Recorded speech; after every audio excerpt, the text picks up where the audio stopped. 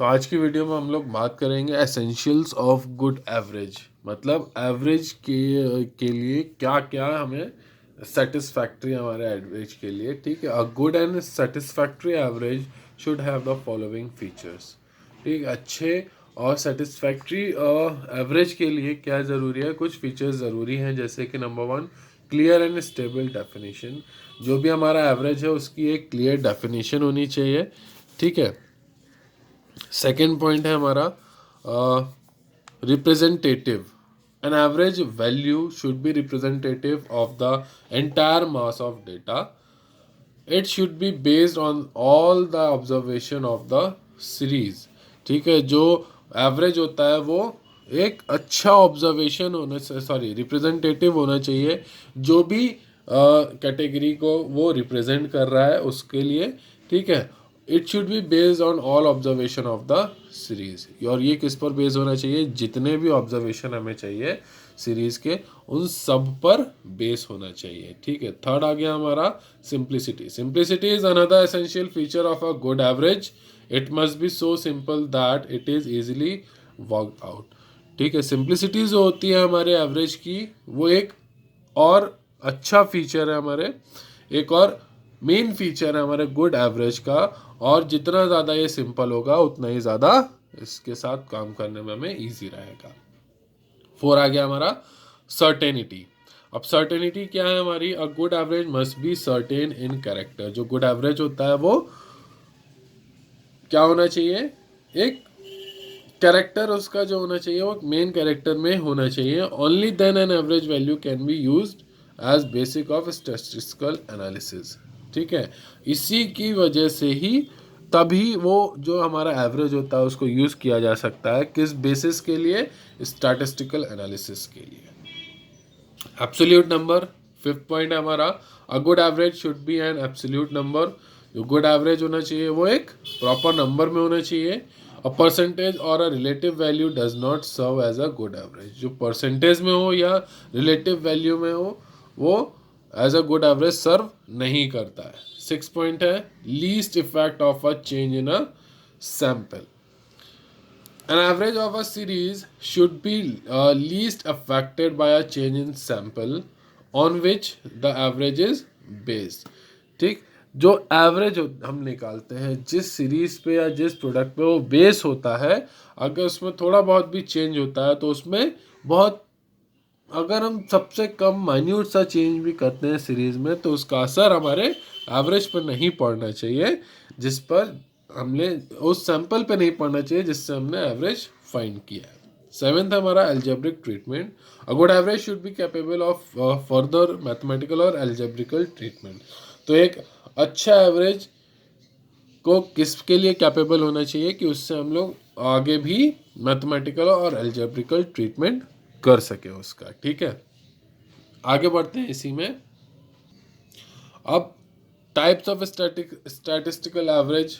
Statistical average basically दो तरीके का होता है, दो कैटेगरी में डाला गया होता है, mathematical averages and positional averages, ठीक है। तो जो स्टैटिस्टिकल एवरेज होता है उसको दो तरीके से हम लोग फाइंड आउट करते हैं, मैथमेटिकल एवरेज और पोजिशनल एवरेज के थ्रू, ठीक है। आगे बढ़ते हैं इसी में। अब यहाँ पर हमको एक चार्ट बना दिख रहा है, following chart reveals their further categorisation, ठीक है। जैसे एवरेज को हम लोग दो तरीके से देखते हैं, मैथमेटिकल एवरेजेस जिसमें आता है arithmetic mean, geometric mean and harmonic mean. Second आता है हमारा पोजिशनल एवरेजेस जिसमें आता है median, partition values and mode, ठीक है। तो इस तरीके से ये आता है। तो चलिए इस चैप्टर में हम लोग क्या डिस्कस करेंगे, अर्थमेटिक मीन को, जो कि यहाँ पे हम लोग का उसको हम लोग डिस्कस करेंगे यहाँ पे, ठीक। तो चलिए हम अपने टॉपिक को आगे देखते हैं, अर्थमेटिक मीन। अब हमारा यहाँ से मेन टॉपिक स्टार्ट हो रहा है, ठीक है। तो हम यही चाहेंगे कि आप वीडियो को प्रॉपर देखें, जिससे कि जो भी टॉपिक्स, जो मेन टॉपिक्स हैं वो आपको इजीली समझ में आ जाए, ठीक है। क्लियर है। चलिए स्टार्ट करते हैं हमारा मेन टॉपिक, अर्थमेटिक मीन, ठीक। अब अर्थमेटिक मीन क्या है इसको जब हम लोग देखते हैं, ठीक, तो स्टार्ट करते हैं। चलिए arithmetic mean is a simple average of all item in a series. जो अर्थमेटिक मीन होता है वो क्या होता है, एक सिंपल सा एवरेज होता है जितने भी आइटम दिए गए हैं सीरीज में उन सब का, ठीक है। It is the simplest measure of central tendency. ये जो होता है सबसे सिंपल मेजर होता है हमारी सेंट्रल टेंडेंसी का। The arithmetic mean of a series is simply called mean. जो अर्थमेटिक मीन होता है सीरीज का उसको सिंपली हम क्या बोलते हैं, सिर्फ मीन बोलते हैं। If, for example, Ram plays 5 matches, Shyam 6, Mohan 7, Krishna 8, and Ravi 9 matches a week. ठीक, the average number of matches played by Ram, Shyam, Mohan, Krishan and Ravi would be determined as under. Simple है, राम ने खेले 5, श्याम ने खेले 6, मोहन ने खेले 7, किशन ने खेले 8 और रवि ने खेले 9। इन सबको हम लोग ऐड कर लेंगे, ठीक है, टोटल नंबर ऑफ मैचेस आ जाएगा। नंबर ऑफ बॉयज कितने हैं हमारे, सिंपल है, 1 2 3 4 5, ठीक है। पहला राम, दूसरा श्याम, छठा मोहन, तीसरा मोहन, चौथा किशन एंड रवि, पांचवा, ठीक है। तो 5 हो गया हमारे नंबर ऑफ बॉयज। तो आप मीन निकालने के लिए क्या करेंगे, मीन का फॉर्मूला यही होता है हमारा, total value of the item upon number of item. तो ये एवरेज निकला है हमारा मीन, ठीक है। क्लियर है ये सबको। चलिए इसी में आगे बढ़ते हैं, हम लोग देखते हैं डेफिनेशन, क्या डेफिनेशन होती है इसको हम लोग देखते हैं।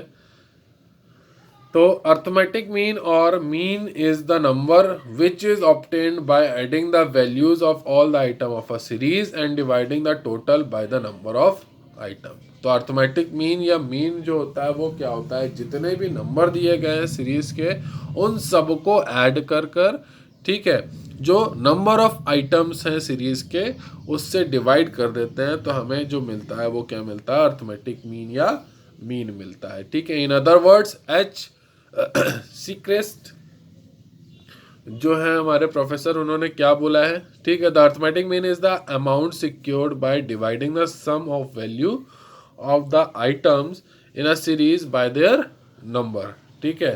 तो अर्थमेटिक मीन क्या होता है, एक ऐसा अमाउंट होता है जो कि जो टोटल वैल्यू होती है सीरीज की आइटम्स की उसको नंबर ऑफ आइटम से डिवाइड करने पर हमें मिलता है, ठीक है। तो ये बोला है इन्होंने।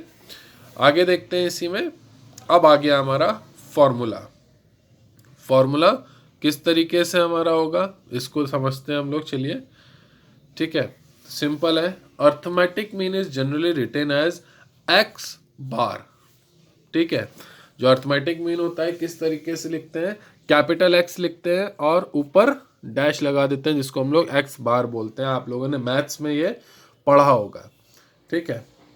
It may be express in the form of following formula, ठीक है। इसको हम लोग किस तरीके से फॉर्मूला इसका बनाते हैं, एक्स बार, ठीक है। एक्स बार क्या हो गया, x1 plus x2 plus x3 plus and xn so on, ठीक है। होल अपॉन कर दिया n, ठीक है। तो n क्या हो गया, number of item means total number of item, ठीक है। तो एक्सटेंट हमें क्या मिल गया, सिग्मा x अपॉन n, ठीक है। ये जो आप ई बना देख रहे हैं ये क्या है, सिग्मा होता है, ठीक है। लेकिन ई की तरीके दिखता है, ये ई नहीं होता है, ठीक। अब जैसे कि क्वेश्चन में हम लोगों ने ऊपर देखा था, ठीक है, जो 5 नीचे हम लोग को दिख रहा है, नंबर ऑफ प्लेयर दिख रहा है ना हमें, ये क्या हो गया हमारा, n हो गया, ठीक है।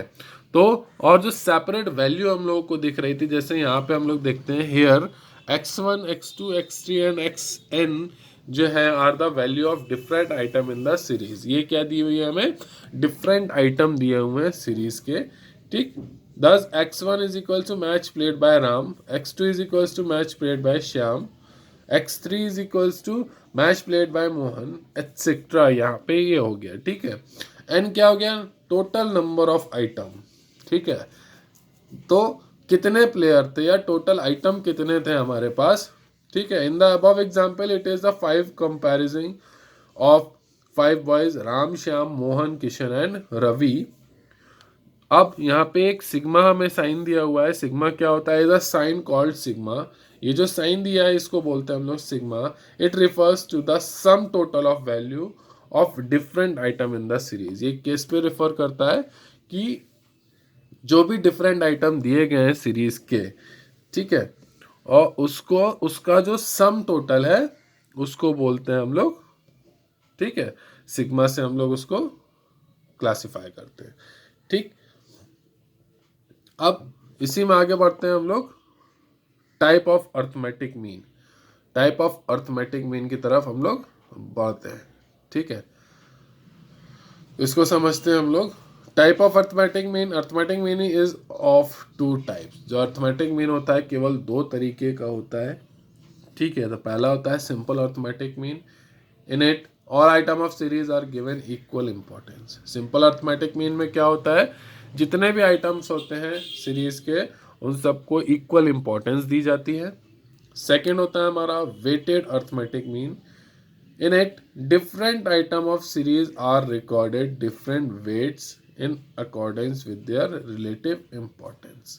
ठीक है, वेटेज अर्थमेटिक मीन में क्या होता है, जितने भी आइटम होते हैं सीरीज के वो उनको उनके वेट्स के अकॉर्डिंग अलग अलग उनको वेट्स प्रोवाइड किया जाता है। किसके थ्रू, उनकी जैसी इंपॉर्टेंस होती है उसके अकॉर्डिंगली। ठीक है, तो सिंपल है। सिंपल अर्थमेटिक मीन में सभी इक्वल आइटम इंपॉर्टेंस होती है सभी आइटम्स की, और वेटेज अर्थमेटिक मीन में हर आइटम की अलग इंपॉर्टेंस होती है। ठीक है, तो आज की वीडियो में अब इतना ही देखेंगे। नेक्स्ट वीडियो में इसके आगे के क्वेश्चंस देखेंगे।